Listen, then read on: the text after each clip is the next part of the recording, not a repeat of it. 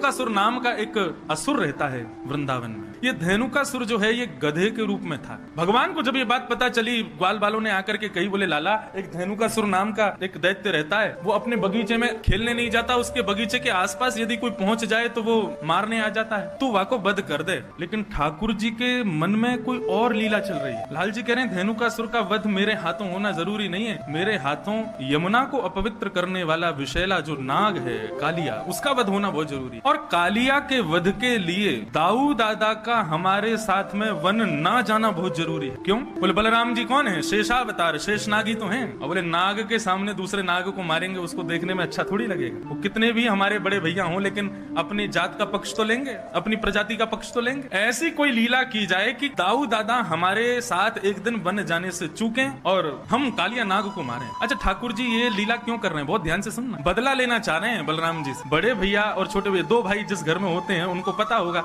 बड़ा भैया हमेशा कहा करे छोटे भैया को चिढ़ाते ही रहे। और ठाकुर जी को बहुत चिढ़ाते हैं दाऊ दादा, इतना चिढ़ाते हैं, इतना चिढ़ाते हैं, सूरदास जी ने तो एक पद लिख दिया। ठाकुर जी ने समस्त बाल बालों से कहा भैया देखो धेनुकासुर का वध हम नहीं करेंगे, यदि धेनुकासुर को मरवानो है तो दाऊ दादा ते कहो, हम अकेले थोड़े ही हैं बलवान, दाऊ दादा भी तो बलवान है। सब ग्वाल बाल दौड़े दौड़े दाऊ दादा के पास गए, बोले दाऊ दादा आपके बल की तो कहा कही जाए, आप तो इतने बलवान हो, ऐसे हो वैसे हो, खूब प्रशंसा की। हर बार असुरन को कन्हैया मारे, आप कब मारोगे? दाऊ दादा बोले हम तो कोई कहवे ही ना है, हमें कोई बतावे ही ना है, कोई असुर को मारनो, हमें बताओ तो हम मारे। तब सबने बताई, बोले धेनुकासुर नाम का एक दैत्य आया है वृंदावन में, आप उसको मार दो। दाऊ दादा ने तो महाराज कस ली अपनी कमर, बोले अभी बता मैं कहाँ है धेनुकासुर, अकेलो कन्हैया बलवान थोड़ी है, हम भी कम थोड़ी है कन्हैया थे। अब यहाँ दाऊ दादा सब ग्वाल बालों के संग जा रहे थे, ठाकुर जी ने मधुमंगल को बुलाया, बोले सुन यहाँ पे। दाऊ दादा जैसे ही धेनुकासुर को वध करे ना, पूरे वृंदावन में हल्ला मचा दियो, बोले दाऊ दादा ने गधा मारो, यूं मत कहियो असुर मारो। पूरे वृंदावन में हल्ला मचवा दियो और सबंत कह दियो दाऊ दादा ते छुए नहीं, गधा को मार के